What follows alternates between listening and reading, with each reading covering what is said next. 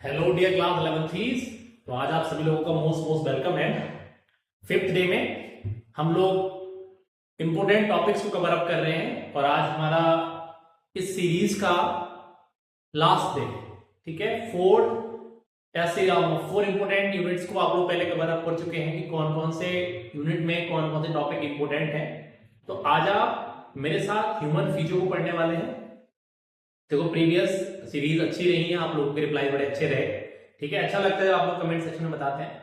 तो रिक्वेस्ट रहती है मेरी आप सभी लोगों से कि कमेंट सेक्शन में जरूर बताएं जिन लोगों ने पीछे की टेस्ट सीरीज मतलब जिन्होंने इंपोर्टेंट टॉपिक्स को देखा हो, हमारी पूरी सीरीज को देखा है, उन्हें जो भी लगा हो कमेंट्स प्लीज लीव करें। आपके कमेंट्स हम लोगों को बहुत सारी एनर्जी देते हैं, टिकीज देते हैं, तो उससे हमें काम करने का थोड़ा क्या मौका लगता है, अच्छा लगता है कि हाँ बच्चे हमें रिस्पॉन्ड कर रहे हैं, ठीक है।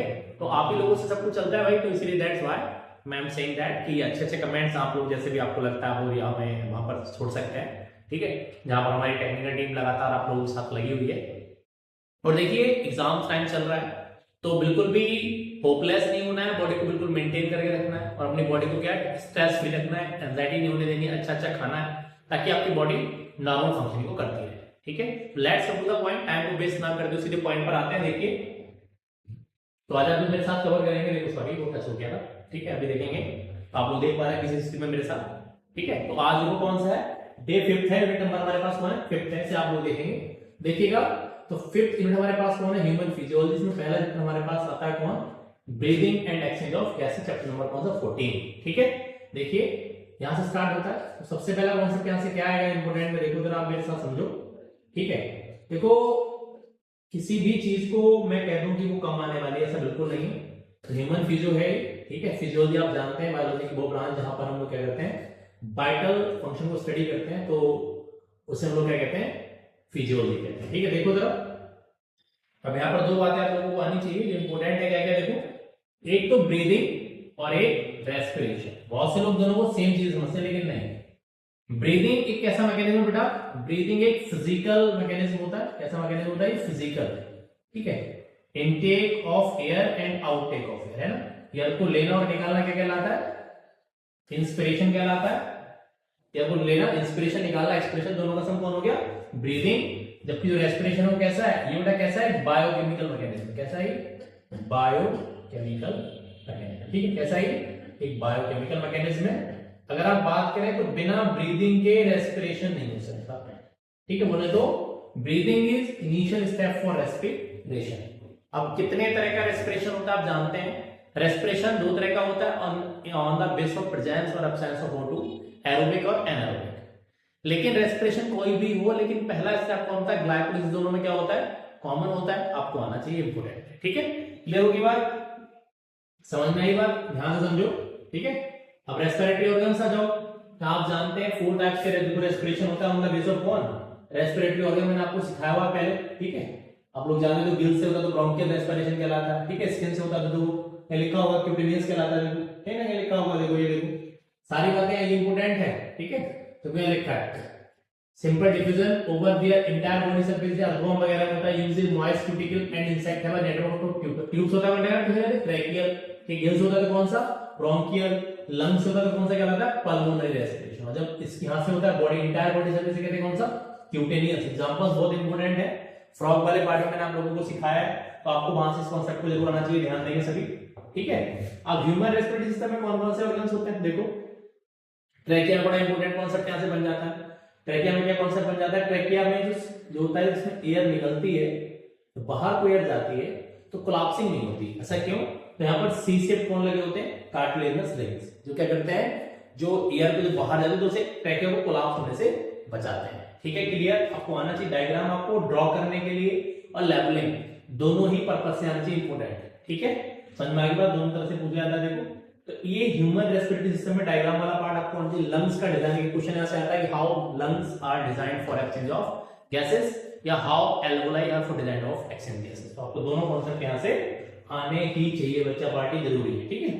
क्लियर, मैं तो कोई इंपोर्टेंट टॉपिक्स को कवर कर रहा हूं, थ्योरी नहीं कवर अप करा रहा, तो आपको हिसाब से पेट रहना पड़ेगा, सर आपने कुछ नहीं कराया। देखो ये आपसे स्टेप्स हैं इन्वॉल्व्स इन रेस्पिरेशन मैकेनिज्म में, 5 स्टेप्स एनसीईआरटी लिखती है। ऑब्जेक्टिव में आप ऐसा क्वेश्चन बन जाता है कि उसने ऊपर नीचे करके दे दिया और आपसे अरेंज करा दिया। तो देखो सबसे पहले आप देखो क्या है, देखो सबसे पहले हमारे पास क्या आ जाता है बच्चों, सबसे पहले हमारे पास क्या आ जाता है, ब्रीथिंग और pulmonary ventilation by which atmospheric air is drawn in and CO2 rich एल्वेओलर air is released out. Diffusion of कौन होता है, गैसेस अक्रॉस वन एल्वेओलर मेम्ब्रेन, देखो एक्सचेंज होगा, फिर transport of gases by the blood होगा, फिर diffusion of O2 and CO2 होगा blood और टिश्यू के बीच में, फिर होगा utilization of O2 by the cells for catabolic reaction and resultant release of CO2, इसे कहते हैं सेलुलर रेस्पिरेशन। ठीक है, समझ में आ गई बात। मैकेनिज्म ऑफ ब्रीदिंग मैंने आपको बता दिया। ठीक है, नया कॉन्सेप्ट यहां से पूछा जाता है, नीट वगैरह में इसमें कौन सा मसल्स में कॉन्ट्रैक्शन होगा, कौन सा रिलैक्सेशन होगा, एक बात और समझ से चलो, ये क्वेश्चन आ जाता है ऐसे इस वाले पार्ट से कि जो हमारा ये देखो थोरेसिस कैविटी है ये सब और ये हमारा एब्डोमिनल कैविटी है, तो इन दोनों को सेपरेट कौन करता है, तो इन दोनों को सेपरेट करने का काम कौन करता है, डायफ्राम करता है। कौन करता है, डायफ्राम। ठीक, क्लियर, समझ में आ गई। चलो आगे आ जाओ। देखो मैकेनिज्म ऑफ ब्रीदिंग का कॉन्सेप्ट बहुत ज्यादा नहीं आता, बस आपको तो नॉर्मल इंस्पिरेशन एक्सपिरेशन आना चाहिए नॉर्मली है। ठीक है, देखो भाई अब जो कॉन्सेप्ट अगला है रेस्पिरेटरी वॉल्यूम और रेस्पिरेटरी कैपेसिटीज। आप चाहे एकेडमिक्स दे रहे हैं, चाहे आप क्या दे रहे हैं, चाहे आप नीट दे रहे हैं, तो ये दोनों के दोनों कॉन्सेप्ट वेरी वेरी इंपॉर्टेंट में आते हैं। ठीक है, रेस्पिरेटरी वॉल्यूम्स क्या होता है, नॉर्मली जो आप एयर को लेते और निकालते हैं बेटा उसे वॉल्यूम्स कहते हैं, और दो से ज्यादा वॉल्यूम का सम क्या कहलाता है, रेस्पिरेटरी कैपेसिटी कहलाता है। ठीक है, क्लियर होगी बात, समझ में आ गई। चलो आगे आ जाओ। ठीक है, ये देखो ओके, और आगे बढ़ा लो। एक्सचेंज ऑफ गैसेस का जो कॉन्सेप्ट है बेटा, इसके लिए आपको जरूरी है आपको पार्शियल प्रेशर आना चाहिए गैसेस का, O2 का कितना है, CO2 का। तो होता क्या है, मिक्सचर ऑफ गैसेस में जो इंडिविजुअल गैस का प्रेशर होता है उसे पार्शियल प्रेशर ऑफ गैस कहते हैं। पर्टिकुलर O2 अगर ऑक्सीजन की बात चल रही है तो अगर आप सभी गैसेस के मिक्सेस में अगर ऑक्सीजन के पार्शियल प्रेशर की बात करो तो पार्शियल प्रेशर ऑफ O2 कहलाएगा, और अगर सभी मिक्सचर में कार्बन डाइऑक्साइड की प्रेशर की बात करो तो प्रेशर पार्शियल प्रेशर कौन, कार्बन डाइऑक्साइड कहलाएगा। ठीक, क्लियर। तो टेबल है आपको आनी चाहिए, और यहां से ये ट्रांसपोर्ट का कॉन्सेप्ट भी आप लोगों से पूछा जा सकता है। ये बनाने को तो नहीं आता, लेकिन आपको इसकी लेबलिंग करा के आपसे कोई भी क्वेश्चन पूछा जा सकता है। ठीक है, किसके हिसाब से आ सकता है, लेबलिंग के पर्पज से टू मच इंपोर्टेंट है, ये आप समझ लीजिए। ठीक है, तो लेबलिंग में आपसे क्वेश्चन पूछा जा सकता है, तो गेट रेडी फॉर दैट। ठीक है बच्चों, अब देखो एक कॉन्सेप्ट और आता है डिफ्यूजन मेम्ब्रेन का। यहां से इंपोर्टेंट है कि डिफ्यूजन मेम्ब्रेन कौन कौन सी तीन लेयर से मिलकर बनी होती है बेटा। तो डिफ्यूजन मेम्ब्रेन में तीन लेयर देखो कौन कौन सी होती है, एक होती है बेसमेंट मेम्ब्रेन सेकंड नंबर की होगी, ठीक है, और एक कौन होती है स्क्यूमस एपिथेलियम में फर्स्ट नंबर की होगी, और एक थर्ड नंबर की कौन होती है एंडोथेलियम ऑफ ब्लड कैपिलरीज। तीनों को मिलाकर क्या कहते हैं, बेसमेंट, इसे कहते हैं डिफ्यूजन मेम्ब्रेन। अगर आप तीनों के साथ करोगे कहते हैं क्या, इसे कहते हैं देखो, इसे कहते हैं डिफ्यूजन मेम्ब्रेन। ठीक है, बहुत इंपॉर्टेंट कॉन्सेप्ट है, अभी नीट में 2 साल पहले क्वेश्चन पूछा गया है, diffusion membrane is compose of. ठीक है, तो आपको आना चाहिए, जरूरी है यहां से। ठीक है, क्लियर, समझ में आ गई बात। आगे देखो और समझ लो, देखो एक एक बात बड़ी इंपॉर्टेंट है, ट्रांसपोर्ट ऑफ गैस में कि कितना अमाउंट कैसे कैरी होता है। ये कॉन्सेप्ट बहुत आता है कि how O2 is transported in the blood और how CO2 is transported in the blood, कि O2 कैसे कैरी होती है और CO2।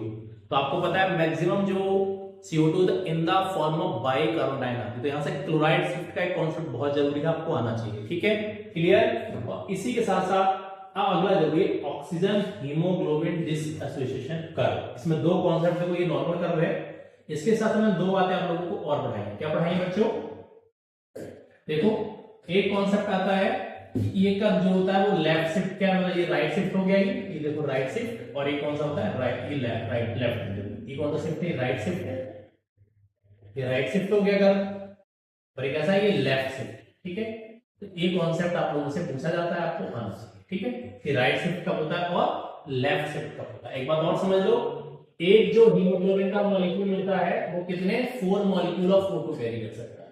ठीक है, कितने 4, और 100 ml जो ब्लड होता है, कितने ml बेटा, 100 ml जो ब्लड होता है वो कितना 20 ml ऑक्सीजन को कैरी कराता है, जबकि टिश्यू तो लेकर कितना जाता है, ओनली 5 ml। बहुत इंपॉर्टेंट है। ठीक है, समझ में आ गई बात, क्लियर। आई होप सो आपको बात समझ में आ गई होगी।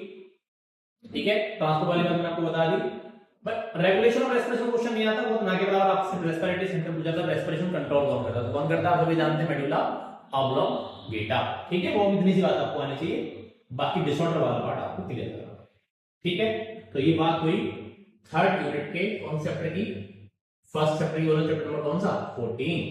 अब आप देखेंगे मेरा चैप्टर नंबर कौन सा बच्चों 15 हमारे पास, सॉरी गड़बड़ हो गई, हाँ खुल गया, फाइल कमांडर में चलना पड़ेगा, देखो ये खुला। तो देखो इसके बाद कौन है, बॉडी फ्लूइड्स एंड सर्कुलेशन। ठीक है, अब आप इसे देखेंगे बॉडी फ्लूइड्स एंड सर्कुलेशन को कैसे काम करेगा, कैसे काम नहीं करेगा। ठीक है, देखो जरा इसे देखते हैं।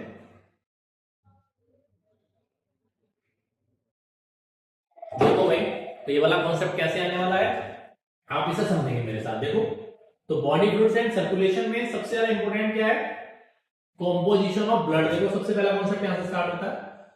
तो ब्लड में कितने तरह के कंपोनेंट होते हैं, इसमें दो तरह के कंपोनेंट हो गए, प्लाज्मा और कौन होती है, दूसरी कॉर्पसल्स होती है, जिन्हें अपन क्या कहते हैं, फॉर्म्ड एलिमेंट भी कहते हैं। ठीक है, तो किसमें कौन कौन से कॉर्पसल्स है, कितना अमाउंट होता है, कौन सा कॉर्पसल क्या काम करेगा, ये आपको आना चाहिए।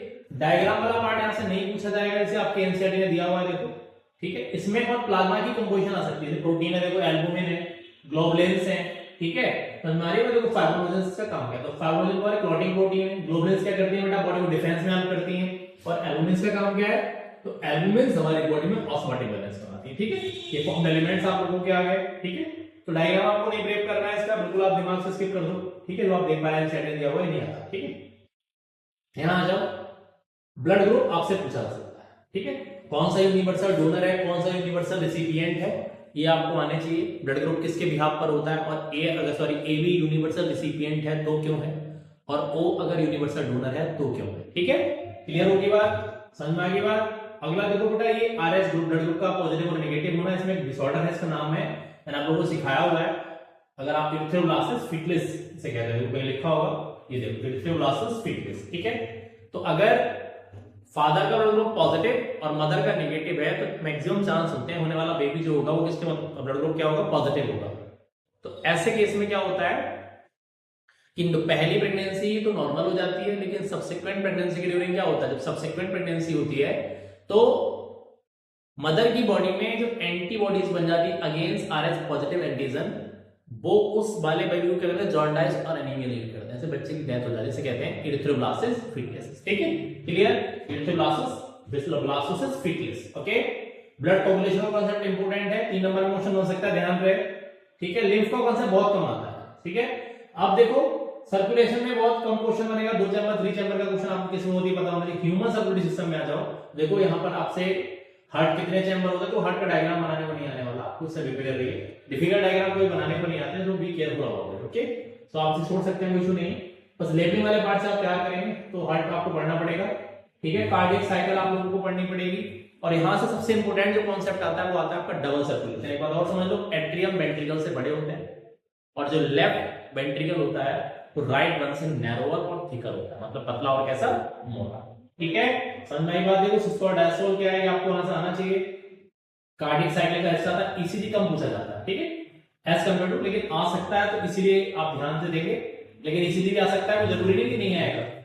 डबल सर्कुलेशन मोस्ट इंपोर्टेंट है बच्चा, 3 नंबर का क्वेश्चन, डबल सर्कुलेशन का आपको जरूर ही आना चाहिए।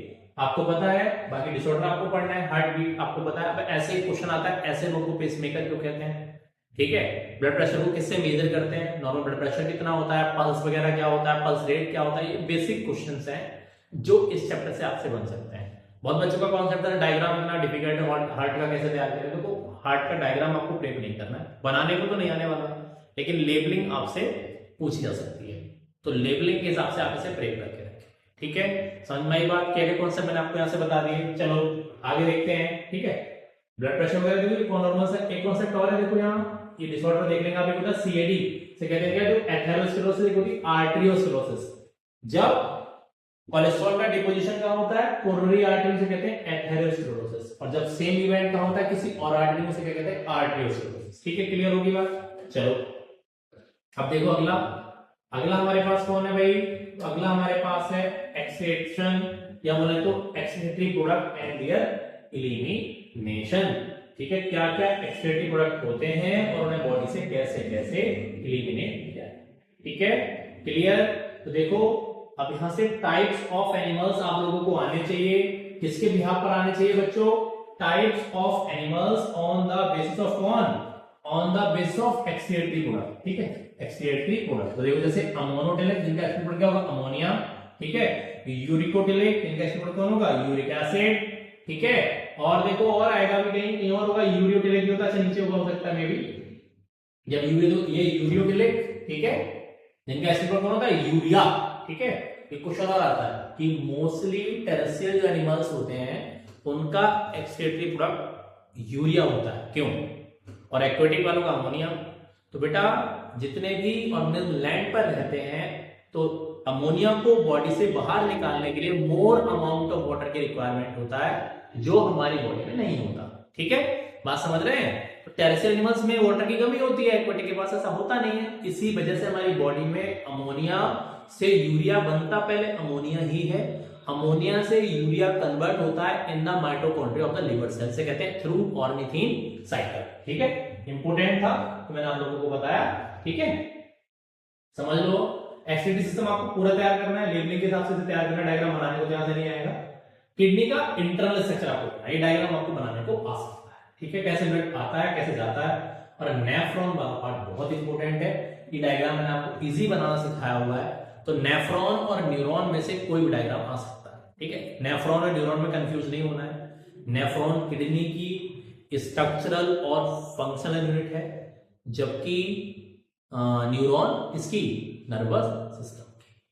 So very careful about that, बच्चे कंफ्यूज हो जाते हैं तो दिक्कत आ जाती है। आपने डायग्राम तो पूरा सही बनाया तो बच्चों को दोनों आते थे, लेकिन वहां नेफ्रॉन और न्यूरॉन में कंफर्म नहीं कहा, आप डाउट नहीं समझ पाए, क्वेश्चन को नहीं समझ पाए, तो क्वेश्चन के मार्क्स सीधे सीधे एग्जामिनर्स के पलड़े में चले जाएंगे, आप ही समझ लीजिए, ठीक है, क्लियर। देखो ये डायग्राम आप अगला देखो, ये नहीं आने वाला, ये डायग्राम से सबसे ऑप्शन पूछ सकता है, जक्स्टाग्लोमेरुलर apparatus है, ऐसे आ सकता है, बनाने को नहीं आएगा। यूरिन फॉर्मेशन, किडनी 3 फंक्शन करती है, किडनी का फंक्शन आपको आना चाहिए, कौन सा फंक्शन कहां होता है ये भी आपको आना चाहिए, ठीक है, क्लियर। क्योंकि फंक्शन वाला पार्ट आ गया किडनी का। ये डायग्राम आपसे नहीं पूछा जाएगा तो इसे नहीं ट्रेप करना है, बनाने को लेबलिंग भी नहीं आएगी।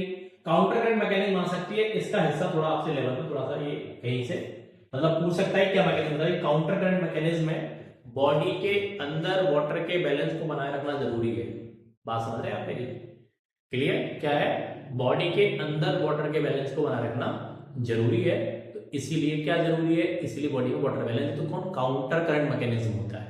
काउंटर करंट मैकेनिज्म का यूरिन को कंसंट्रेट करने का फिनोमेना आप देख सकते हैं, जब आप पानी कम पीते हैं या आपको चोट लग जाए, इंजरी हो जाए, तो आपको यूरिन कम बनता है, क्यों, बॉडी उस वाटर के बैलेंस को मेंटेन करने की कोशिश करती है।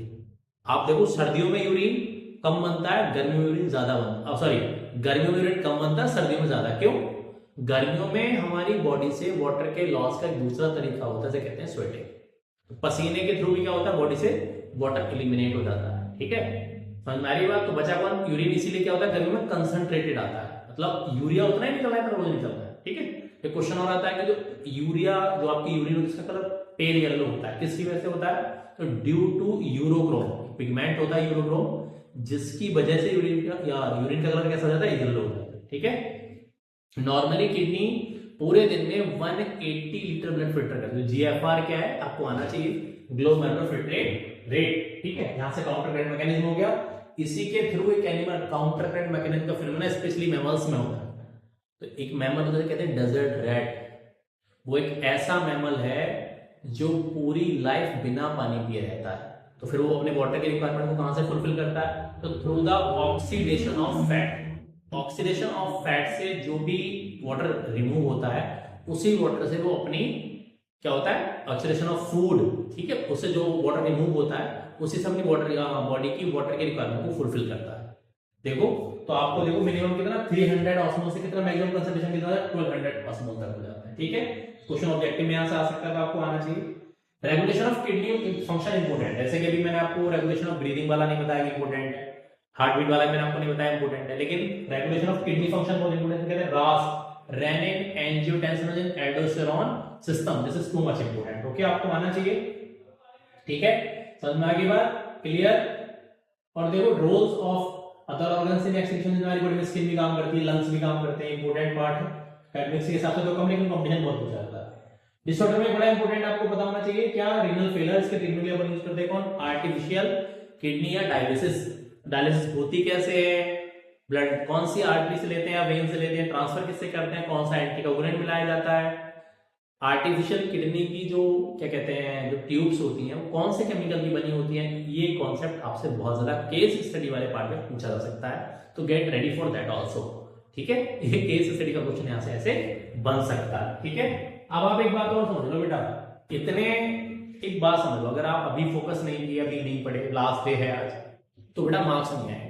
जिन बच्चों ने 11th पूरा मजे में गुजारा है उन्हें 12th में दिक्कतें आएंगी, आप समझ लीजिए। मैं किसी के लिए किसी बुराई नहीं कह रहा कि मैं आप में से किसी के लिए, आप सबका वेल विशर हूं, मैं चाहता हूं सबके बहुत अच्छे मार्क्स आए, लेकिन देखिएगा जब आप 12th पढ़ेंगे ना तो कुछ कॉन्सेप्ट ऐसे हैं कि आपको 11th के बाद लगाने पड़ेंगे, और 11th का आपको नहीं आता तो आप 12th में दिक्कत में आएंगे। इसीलिए मैं हमेशा से कहता हूं कि बहुत अच्छे से पढ़ना है अगर अच्छे मार्क्स लाने हैं। लाइफ में मार्क्स आए ना, सेटल होना बहुत ज्यादा जरूरी है, चाहे वो लड़के हैं या लड़कियां हैं। अगर आप सेटल नहीं हुए तो आप ये समझ लो कि सोसाइटी आपको जीने नहीं देगी। हमारी सोसाइटी में आज भी ऐसा है कि अगर आपका जो रिस्पेक्ट है वो आपके पैसे को देखकर लगाया जाता है। आप ये समझ लो आप कितना अच्छा कमाते हैं, अगर आप अच्छा नहीं कमाते तो सोसाइटी में आपकी कोई भी रिपुटेशन नहीं है, आपको कोई भाव नहीं देने वाला है। ये आप समझ लो, अभी माँ बाप के पैसे पे जीरो, कब तक जियोगे भाई। दैट्स वाई चाहे वो लड़के हैं चाहे लड़कियां हैं, सेल्फ डिपेंडेंट बनना पड़ेगा। ऐसा नहीं है, मैं ये नहीं कह रहा कि आपकी लड़कियां सेल्फ डिपेंडेंट हो या लड़के ना हो, लड़के हो या लड़की नहीं, सबको होना चाहिए बेटा। किसी का कोई भरोसा नहीं, आप किसी पर भरोसा नहीं कर सकते, ना लड़के लड़कियों पे ना लड़की लड़कियों पे। जमाना बदल चुका है भाई, मैं तो देखता हूं कि कितना जमाना बदल गया, आसपास में क्या क्या माहौल है, कैसा एटमॉस्फेयर होने लगा, बड़ी दिक्कतें हैं भाई सोसाइटी में, तो बी केयरफुल अबाउट दैट। इसीलिए पढ़ना जरूरी है, सक्सेस होना जरूरी है, कल को किसी के टुकड़ों पर पलना ना पड़े, आप समझिए। ठीक है, कल को कोई तुम पे फिंगर एक्यूज ना कर सके, गलत से। तो ध्यान रहे, पढ़ना बहुत जरूरी है, एजुकेटेड होना बहुत जरूरी है।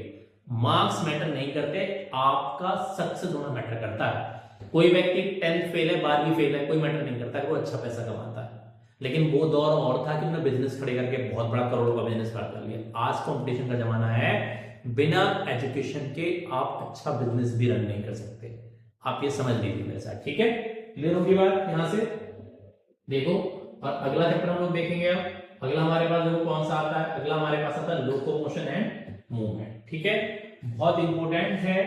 देखो इस वाले पार्ट में क्या क्या इंपॉर्टेंट है। देखो मूवमेंट तो कम पूछे जाते हैं यहाँ से, देखो ये वाला पार्ट आपसे नहीं पूछा जाता, टाइप्स ऑफ मूवमेंट मोशन बहुत कम ही आता है। कोई साल पूछ लेता है, मतलब ना के बराबर, कि हमारी बॉडी में कोई ऐसा अमीबाइड मूवमेंट होता है, तो एक कॉन्सेप्ट एक नजर आपको मार लेनी, बहुत इंपॉर्टेंट तो नहीं कह सकते। देखो मसल वाला जो पार्ट है, और स्पेशली इसमें जो स्केलेटल मसल है, इसका स्ट्रक्चर देखो यहां से आने वाला है, स्ट्रक्चर ऑफ स्केलेटल मसल। देखो ऊपर से कहीं हेडिंग होगा, सॉरी मैं नीचे तक ले आया, ऐसे ध्यान नहीं दिया मैंने। देखो यहाँ देखो ये स्केलेटल मसल है, आप यहां से देखेंगे, सॉरी मैं वापस चलता हूं। देखो मेरा इंपॉर्टेंट रोल इसीलिए आप लोगों से स्टार्ट होगा, देखो यहां से देखो ये, ठीक है, देखो बस क्लियर होने दो, यहां से स्टार्ट करते हैं। ये है देखो स्ट्रक्चर ऑफ स्केलेटल मसल, ठीक है, कौन, structure of skeletal muscle. Difference तो आपसे कोई भी पूछ सकता है, लेकिन जो स्केलेटल मसल का स्ट्रक्चर है वो बहुत ही ज्यादा इंपॉर्टेंट है कि कौन सा मसल किसका बना है। इसमें दो तरह के बैंड होते हैं, एक होता है कौन सा बैंड, एक आपका होता है डार्क बैंड, ठीक है, और एक आपका होता है कौन सा बैंड, लाइट बैंड। तो कौन सा बैंड किस केमिकल का बना है, कैसे मसल का एक्शन होगा, ठीक है, एक्टिन मायोसिन क्या है, ठीक है। तो डार्क बैंड आप लोगों को पता ही होगा, मायोसिन का बना होता है, लाइट वाला किसका बना, एक्टिन का बना। इसके साथ ट्रोपोनिन और ट्रोपोमायोसिन नाम के प्रोटीन होते हैं जो लाइट फिलामेंट बनाने में या बोले तो लाइट बैंड बनाने में हेल्प करते हैं, ठीक है। जेड लाइन क्या है, एंड लाइन क्या है, ये स्ट्रक्चर जो इसका अल्ट्रा स्ट्रक्चर है बहुत ही ज्यादा इंपॉर्टेंट है। एक अलग से डायग्राम मैंने आप लोगों को बनाया, देखो ये तरह से बनवा के सिखाया मैंने, देखो ये तो आपको आना चाहिए। और इसी के साथ साथ यहां से आपको आना चाहिए क्या, क्या आना चाहिए बच्चों, यहां से आना चाहिए स्लाइडिंग फिलामेंट, जो स्ट्रक्चर ऑफ कॉन्टैक्ट प्रोटीन आ गया, ये बहुत इंपॉर्टेंट है, आपसे लेवलिंग पूछ जा सकती है। यहां से देखो ये सही है, ठीक है। तो ये देखो ये हमारे पास कौन सा बैंड है, ये है आपका लाइट बैंड, और ये आपका डार्क बैंड है, हेवी बैंड भी कह देते हैं, और ये कौन सा लाइट बैंड जिससे बना, तो स्पेस में बोला एक्टिन का बना है, ठीक है।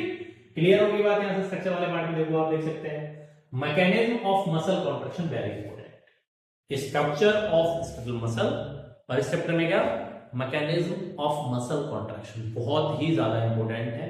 अगली बात है इसके स्केलेटल सिस्टम की, तो नेम ऑफ बोन, कौन सा बोन कहां लगा होता है, लॉन्गेस्ट कौन सा है, ठीक है। ये स्लाइडिंग फिलामेंट थ्योरी के कॉन्सेप्ट है। तो इसमें क्या होता है, सार्कोमियर होता है, फंक्शनल आपको पता है, स्ट्रक्चरल पार्ट मैंने आपको बता दिया, ठीक है। मैं आपको पूरा पूरा नहीं बता।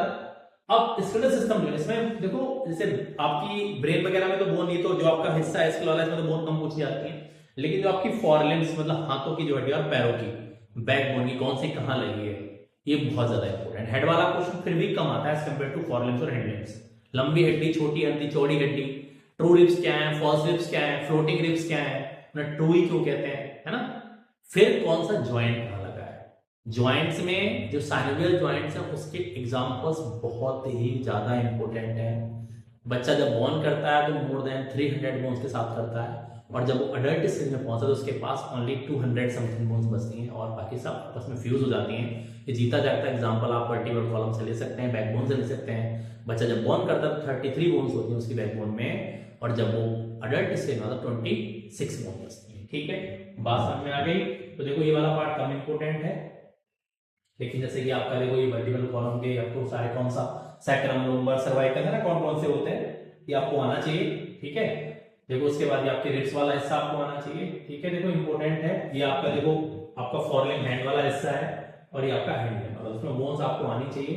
बाकी ज्वाइंट वाला पार्ट ऐसे पूछा जाएगा, लेकिन जो मोस्ट इंपोर्टेंट इस चैप्टर के टॉपिक्स हैं वो स्ट्रक्चर ऑफ स्केलेटल मसल और स्ट्रक्चर ऑफ कॉन्ट्रैक्टाइल प्रोटीन, और क्या मैकेनिज्म ऑफ मसल कॉन्ट्रैक्शन का कॉन्सेप्ट बहुत ही ज्यादा आप लोगों से पूछा ही जाता है। आप ये बात समझ लीजिए, ठीक है। क्लियर होगी बात, चलो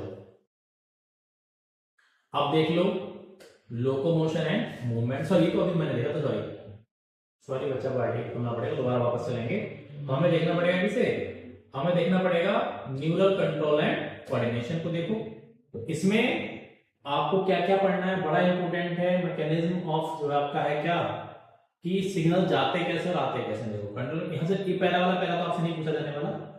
ह्यूमन न्यूरल सिस्टम में टाइप्स वाला क्वेश्चन आपसे पूछा सकता है कि जो सीएनएस होता है किसका बना होता है, पेरिफेरल नर्वस सिस्टम किसका बना होता है, ऑटोनॉमिक नर्वस सिस्टम किसका बना होता है। ये कॉन्सेप्ट आपसे यहां से पूछा जा सकता है, आना चाहिए, ठीक है। नर्व्स कितने तरह की होती हैं, स्ट्रक्चर वाली मैंने आपको पहले बता दी, इंपॉर्टेंट है, डायग्राम पूछा जा सकता है, लेबलिंग भी आ सकती है। बस अब यहां देखो जो generation and conduction of nerve impulse है, देखो ये आपके सिग्नल सोडियम एवं पोटेशियम पंप से मेंटेन होता है, बहुत ही इंपॉर्टेंट है। 5 नंबर के क्वेश्चन के लिए भी और 3 नंबर के लिए भी। तो generation and conduction of nerve impulse आपको आना ही चाहिए, बहुत जरूरी है। बात समझ रहे हो आप, यहां से बहुत ही ज्यादा जरूरी कॉन्सेप्ट है। और देखिए अगला पार्ट आपसे क्या पूछा जाता है, तो पूरा गायब हो गया।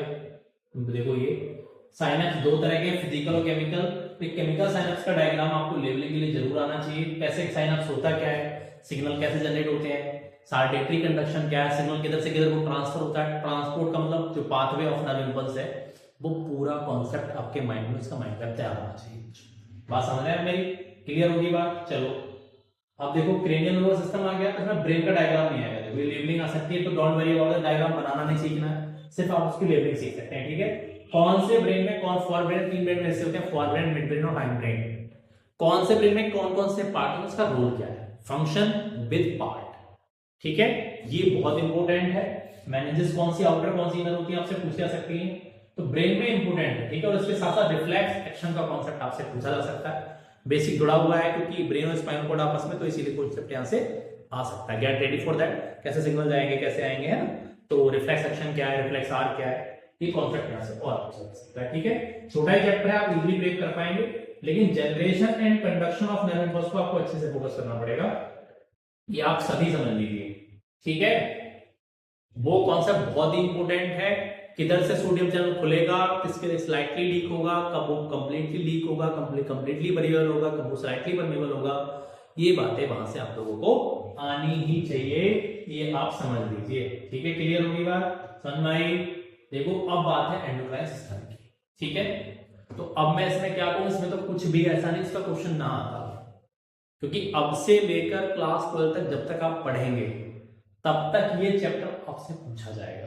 तो कौन सी ग्लैंड कहां लगी है, उसकी लोकेशन क्या है, उसका रोल क्या है, वो कौन कौन से हार्मोन रिलीज करेगी और क्या उसका फंक्शन है, उसकी हाइपर सिक्रेशन से क्या प्रॉब्लम हो जाएगी और उसके हाइपो सिक्रेशन से क्या प्रॉब्लम हो जाएगी, इतने भर के क्वेश्चन आते हैं, चाहे आप एकेडमिक्स देने बैठे हैं, चाहे आप नीट देने बैठे, कंपटीशन देने बैठे, कि हम और आप अंदाजा नहीं लगा सकते। इतने भर के क्वेश्चन आते हैं, आप ये समझ लीजिए। तो इसीलिए इसमें जो आपके डायग्राम्स दे रखे हैं, देखो जैसे कि डायग्राम लेबलिंग के लिए बहुत ही ज्यादा इंपॉर्टेंट है।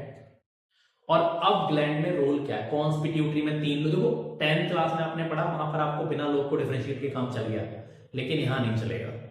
पिट्यूटरी में देखो स्मॉलेस्ट ग्लैंड बॉडी का पीनियल ग्लैंड है, बिगेस्ट ग्लैंड हमारी बॉडी का एंडोक्राइन कौन सा है, वैसे लीवर है, एंडोक्राइन पूछेगा तो कौन है, थाइमस, ठीक है। एडिनल ग्लैंड क्या, इसमें कौन सा हिस्सा इमरजेंसी है, कौन सा नहीं इमरजेंसी, इसको दो हिस्से मैंने आपको पढ़ा, मेडुला और कॉर्टेक्स। तो इस चैप्टर को पूरे को आप लोगों को पढ़ना है, ठीक है। टाइप्स ऑफ हार्मोन्स पढ़ना है। और एक बात और इंपॉर्टेंट है, अभी तक तो आपने सिर्फ ग्लैंड से ही सीखा, हार्मोन्स बताया, अदर टिश्यू भी मैंने आपको बताए हैं जो हार्मोन रिलीज करते हैं। एज कंपेयर टू हार्मोन्स, जो उसका फंक्शन है, मतलब कौन दो तरह के हार्मोन होते हैं, लिपिड सॉल्युबल और फैट सॉल्युबल, और कौन से वाटर सॉल्युबल। तो जो फैट इनसॉल्युबल होते हैं या वाटर सॉल्युबल होते हैं, वो इजीली सेल को ट्रांसफर नहीं करते, ट्रांसपोर्ट नहीं होता, तो उन्हें सेकेंडरी मैसेंजर जरूरत पड़ती है। बोले तो एक्शन ऑफ हार्मोन वाला जो कॉन्सेप्ट है वो कम इंपॉर्टेंट है, मतलब एज कंपेयर टू अदर। तो अब ग्लैंड्स में सभी ग्लैंड का रोल, उसका फंक्शन, वो कैसे काम करेगा, कैसे नहीं करेगा, उसका हाइपोसिक्रेशन से क्या होगा, हाइपर सिक्रेशन से क्या होगा, अगर थाइमस को निकाल दें तो क्या होगा, ठीक है। ये बहुत इंपॉर्टेंट कॉन्सेप्ट है, ठीक है। कौन सी बॉडी को निकनेम क्या है, बायोलॉजिकल क्लॉक किसे कहते हैं, पिट्यूटरी को मास्टर ग्लैंड ही क्यों कहते हैं। तो इस चैप्टर में मैं ये नहीं कह सकता कि आप इस टॉपिक को एलिमिनेट कर दीजिए, ठीक है। मैंने बोला एक्शन वाला कम इंपॉर्टेंट है, पूछा जा सकता है लेकिन कम, लेकिन मैक्सिमम चांस यहां से किसके, इसकी लेबलिंग वाले पार्ट के, कोई टेबल बना के आपसे पूछ सकता है, एबीसीडी आपसे लेबलिंग करा सकता है। इस तरह से यहां से कॉन्सेप्ट आप लोगों से पूछे जाएंगे, तो बी रेडी फॉर दैट। आपको अच्छे से प्रेप रहना है। देखिएगा आज हमारे इस सीरीज का जो मैं आप लोगों को यूनिट का इंपॉर्टेंट टॉपिक्स बता रहा था, क्लास 11 के लिए बच्चों की डिमांड पर ही बता रहा था, उसका आज लास्ट डे था, ठीक है। लास्ट डे को आप लोगों ने मेरे साथ कवर अप कर लिया, ठीक है।